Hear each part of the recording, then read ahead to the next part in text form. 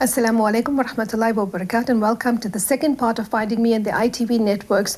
Today with me, the very young and dynamic Joel Modiri, the legal philosophy lecturer at the University of Pretoria, Alfred Moroka, who's the lecturer in jurisprudence at the University of Pretoria, and Jaco Olofs, and I'm going to introduce you as the secretary of the EFF Tuck Student Command. So for the previous discussion that we spoke about, and once again, thank you very much for extending this invitation for me. We spoke about transformation, the whole idea of transformation, and I think part of the transformation was very much what we ended off with in terms of transformation even of the parliament, where the EFF, as Joel said, EFF brought a democratic element to the parliament. And Jaco, you were adding something about this whole notion of transforming the parliament into a more participatory process. Yeah, for me, what the EFF is doing in parliament is it is opening it up to the public. Firstly, by rejecting Western garb, if you want to call it that, to not wear these formal suits, but dressing how the majority of South Africans are looking, working class people, they need to be represented in parliament. So that already is the first act of resistance, if you can even say a small act of deconstructing parliament. Can I ask, is it also a way of reminding those who are there that you are here to serve? Hence you're supposed to be serving the people. Received so hostile, because I honestly don't think, especially the comrades from the ANC, don't like it that they're being reminded by an upstart little party like the EFF that they are actually now representing working class interests. And it is a shock for the ANC to deal with this fact that they are not anymore the face of the working class, that nobody considers the ANC to be the face of the working class any longer. So yes, this is why the EFF is being received with such hostility in there. But I think they must continue doing what they're doing, because what they're doing is in service of democracy. And that is important. People don't understand it. They actually are trying to demonize their actions by saying that it's undemocratic, by trying to hush the Madam Speaker and our President Jacob Zuma. But the thing is, on the contrary, it's such a silly way of arguing that they are actually trying to revert democracy. It's just interesting to me. Alfred, you had a take on that as well? Yeah, I just thought what they were saying really, for me, inspired this thought of democratizing spaces. Well, Joe spoke the last time about what could be read as a democratizing moment when the EFF are demanding accountability in Parliament. Yes. And I was saying, at least for those of us who are in the university context, we might stretch that even further to also include the university as a space that needs to be contested, that needs to be more democratized, that also needs to be open to the public, that needs to understand itself as a public institution, that is also has certain obligation not only to transform within it, but to also inform general intellectual public dialogue. And the university needs to understand that. So but why are you saying that? While you're speaking about this democratization and the opening up of the university and making it a public participatory place, Joel, I want your opinion about President Jacob Zuma's comment, that has been picked up by the DA, and they've criticized him, and they've criticized Braden Zimande when they both said that we need a transformation of the university, of the curricula, etc. And I mean, if you look at it, the way it was then explained by the DA representative, was it Brenda Buzoli, and her whole complaint about this notion of academic freedom as opposed to what President Zuma has said. I mean, how do you then understand this? Because when I read it, it said to me, okay, he was another neo-colonial liberal who was now trying to protect everything that the past and apartheid had protected, and was now, I was deconstructing it like that. How do you then understand it? Yeah, I mean, I read it quite similarly as quite a radical moment. The debate turned on two concepts in university lingo, institutional autonomy and academic freedom. Yes. Now, Braden Zimande said there's nothing inherently radical or good about institutional autonomy. And what he was saying was that universities can rely on institutional autonomy to act irresponsibly and to not be held to account for transformation and for certain inequalities that are being perpetuated in and through the university. So university, when you ask a university, why is your curriculum not transformed? They can say institutional autonomy. Yes, exactly. So that was the first thing. He was being quite radical about institutional autonomy, that with autonomy, there's a certain responsibility, a public responsibility, because universities are public institutions. Yes, definitely. Then President Zuma made the claim that academic freedom should also include, in addition to freedom of expression, the right of academics to simply produce, should also include freedom from what he called the ideological stranglehold of any one class. But that's an obvious radical insight about how power and knowledge are connected. And his assumption was that his claim was that part of being free, academically free, includes freeing up and opening up new epistemologies.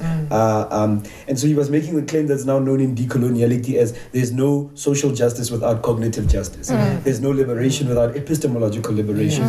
So for Professor Bozoli, who I used to know as someone involved in Marxism and feminism, to not have picked up that claim and to call it bizarre was quite weird. But that's linked to how the ANC is also represented as just encroaching freedom, encroaching on constitutional rights, so that nothing critical can come out of there. So I'm completely in agreement with Dr. Zimande and President Zuma on both the notion of institutional autonomy and academic freedom. It's about democratizing them, and it's about saying that universities cannot hide behind autonomy or academic freedom to not take responsibility for. Okay, so but now there's two points that I want to bring, and then you guys can just jump in at any point when you want to add. The first thing is, how do you respond then to the liberal academic who has said that President Zuma is now trying to mainstream, or to streamline Africans or academics into supporting one particular ideology or viewpoint, precisely because of his viewpoint where he said that the university should create more patriotic citizens. So that's the first part. And the second part is, as you were speaking about this, where the university is hiding now behind institutional autonomy, it raised the whole discussion that I had with Professor Ramose, where he said the constitution is now should be contested because universities hide behind the constitutional privilege of private property, etc. So that's why the constitution was established in the first place. Instead of a parliamentary democracy, we went to constitutional democracy to really entrench and to protect the rights of those who have always enjoyed privilege. So there are two parts to this particular thing, but Joel, if you can address. Yeah, briefly on both. The first one is universities historically, by definition, always had ideological functions. In South Africa, historically, white universities were part of the colonial project of keeping white people aware of what's happening in Europe, in their homeland, so they don't degenerate into the dark continent. And then it was that blacks can come into the university space so they can learn how to be civilized. So universities have always had an ideology. If they're claiming that President Zuma's intentions are linked to imposing a hegemonic ideology, then all of us are quite happy to contest that. But the idea of a university that is non-ideological is not true. As regards this notion of a patriotic citizen, all of us now are concerned, as we complain now about students who drink and have sex and don't care really about the world and just about themselves, is we want students who are active citizens.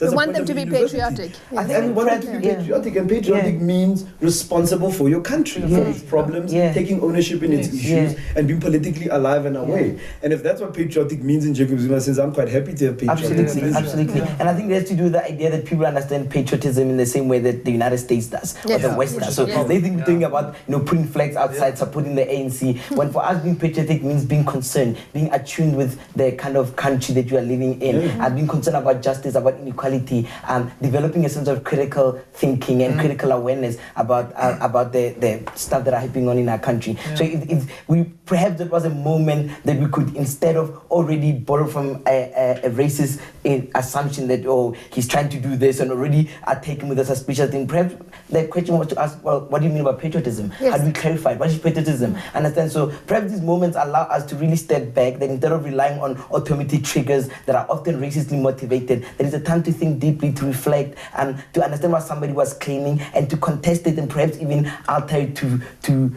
be aligned with our concern. And I definitely think if Jacob Zuma was pushed to understand what patriotism is, it would definitely be different to the Western understanding of patriotism.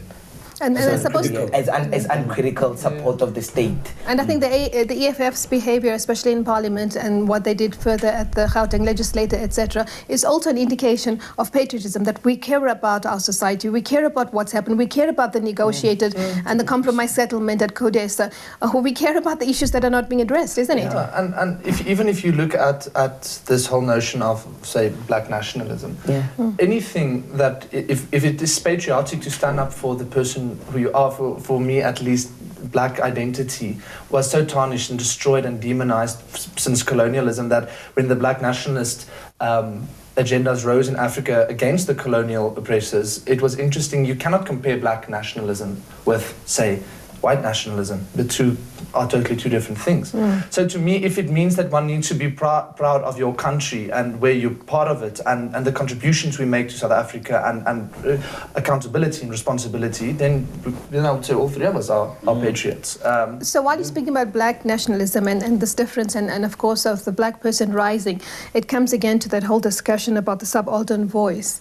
I mean, it's always trying to present this viewpoint that the subaltern or the black person does not have a voice, does not have an intellect, does not have anything to put forward. How is that how you then see it also in the continuous hegemonic discussions? And that's why also the infantilizing of the EFF, etc. Yeah, definitely, without a doubt. It was Gyatri Spivak who did the subaltern voice. Yeah, and Grada Kilomba in her book Plantation Memories were actually quite in-depth explained to her why it is such a problem, because the problem needs to be identified. If we bring it back to universities, at least, it lies with the education, the curriculum that we need to decolonize. Okay, so we have to go to a break. When we come back, either one of you can pick up a discussion on the decolonization of knowledge. We'll see you after the break.